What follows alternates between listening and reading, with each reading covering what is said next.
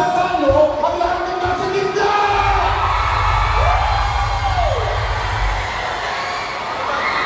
Etong sombrero kay Atty. Jimmy Bonto. Bukod sa sinusuportahan ko ang PDP laban, sinusuportahan ko ng taos puso ang aking kaibigan, musikero, senador ng bayan. Walang iba kundi si...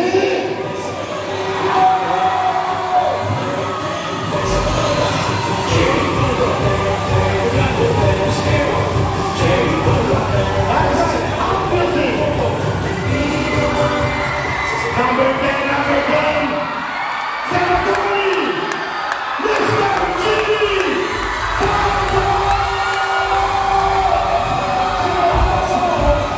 Dali na, Senator eh! Ito na po, the one and only Senator ng Bayan, Mr. Jimmy Bonto!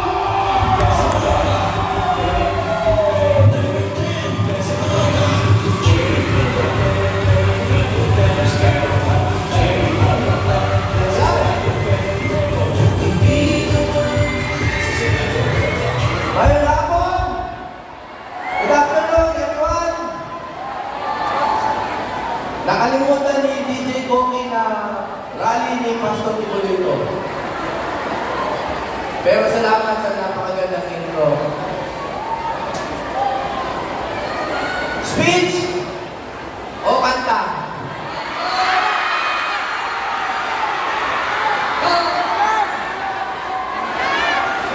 Correct yan doon! Alam ko yan. Kakantahan ko po kayo dahil paborito ko kayong kantahan. Pero, pasilita ng konti. Okay lang? Pati lang. Gusto ko lang po magturo sa inyo ng mga salubin. Psalms 19:12. Sino may alam? Teach us to number our days, O Lord, so that we may gain a heart of wisdom. Tagalogin po natin. Sana nakikinig kayo. Nakikinig ba kayo? Turuan niyo po kami, Panginoon, na bilangin ang aming mga araw upang matuto kami mabuhay ng may kapatunan. Alam niyo po ba na napakahalaga ng numero?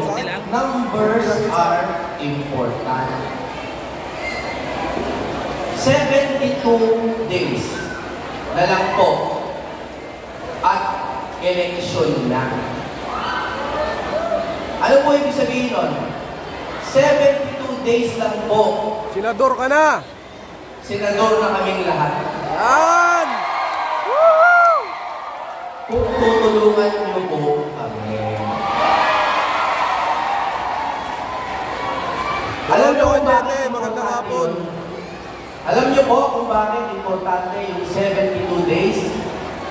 Dahil in 93 days, June 2 na. Alam niyo po ba yung June 2? Sisimulan na daw po ang impeachment kay VP Sara.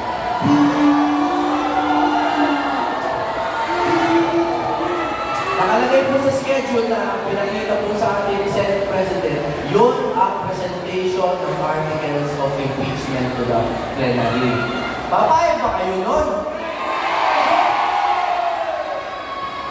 Dahil alam niyo po, 151 days na lang at start na ng impeachment trial mismo. Papayag ba kayo nun? Sino po ang may alam kung ilan sa senador, 24 yan, di ba? Ilan ang kailangan na boto para mag-impeach si VP Sara? Alam niyo po ba? 2/3. Ano po ang 2/3 ng 24? 16. Tama, 16. Ilan po ang natira sa 24 minus 16? 8. Ibig sabihin, kung meron tayong 8 na senador plus 1, hindi mai-impeach si Vice President. Ilan po ba ang senador ng PDP Laban? Ilan? Duterte 9 ang tawag nila. Duterte 9. Isa-isayin natin. Bilangin niyo yan. Jimmy Bondo. Bato de la Rosa. Bongo. Jamie Hilo. Raul Lambino. Rodante Marcoleta. Pastor Kibuloy. Atty. Vic Rodriguez. Philip Ipe, Mr. Efectivo, Salvador. 9 lang po ang kailangan natin para itigil ang pinakamalaki na injustice na gagawin sa atin ng Kongreso. Papayag ba kayo na 32 million ang botante ni VP Sara? Tapos, 16 na senators lang matatanggal na ang Vice President. Numbers are important. Teach us to number our days, O Lord. Bilangin po natin. At sa loob po ng 72 days, ano po ba ang pwede nyo gawin para matulungan kaming manalo? Ipagdasal nyo po kami ng 72 days. 72 days po, maaari po ba tayong manalangin bilang isang katawan upang matigil na itong kabulastugan na ginagawa ng sarili nating pamahalaan sa atin? Pagdasal niyo po kami. Bago ho ako kumanta, kakanta ba ako? Sige. Alam niyo po, bago ako kumanta, marami po nagtatanong sa akin kung ano po ba yung mga bala kong ihain na mga panukalang batas. Noong muna po, napakadami kong pangarap. Pero ngayon, natuklasan ko po ang pinakamahalagang batas ay ang budget, ang General Appropriations Act. Naiintindihan mo ba natin lahat yan, yung batas na yan? Okay. Alam niyo po, sa Amerika, may nauuso ngayon yung DOGE, yung Department of Government Efficiency. Gusto niyo bang mapunta dito sa Pilipinas yan? Na meron tayong isang departamento na binabantayan ang budget kahit na namang mababatas? Kasi meron tayong auditor. Kayo, na-audit din kayo, di ba? Sino nag-audit sa Kongreso? Kami po. Nabalitaan niyo ba ito? Kami ni Congressman Pantaleon Alvarez kasama ang iba pa. Naghain po kami sa ombudsman ng kaso laban kay Speaker Martin Romualdez. Dahil po doon sa falsification na naganap sa ating budget. Alam niyo yung mga blanco, di ba, sa budget? May blanco. Alam niyo mo ba? Paano nagkaroon bigla ng laman yung budget?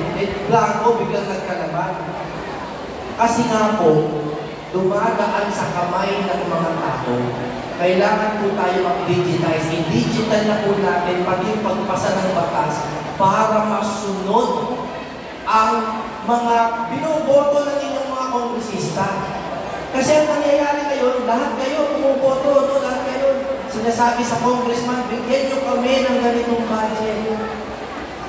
Paglalaban nila yan sa kongreso, paglalaban nila, pagdating po sa tuktok sa mga bycam, biglang binabago. Papayag ba kayo nun? kailangan po natin ng true reform. Reformahin po natin ang bayang Pilipinas. Baguhin natin ang Kongreso. Kakanta na ba ako? Salamat po. Marami pa pong magsasalita. Alam niyo kung ano napansin ko? Parang ayaw niyong nagsiseryoso ako.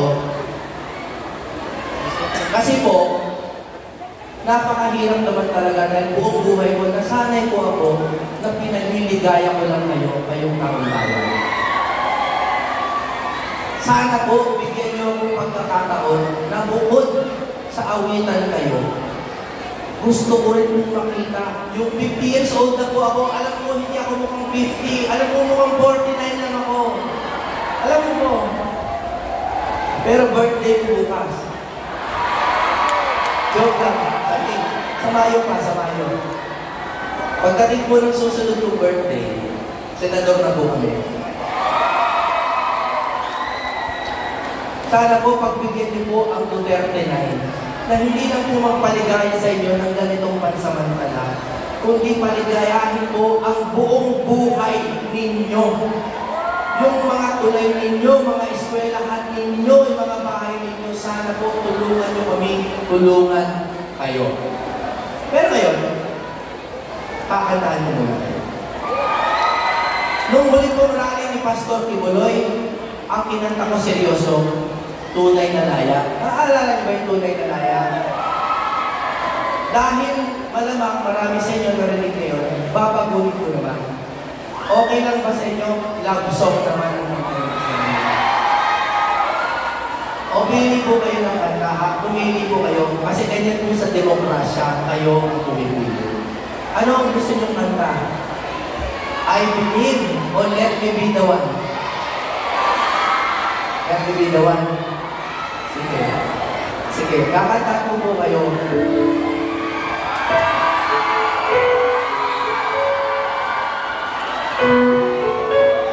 May request lang po ako sa inyo. Sana po kami, ako po abogado na ako.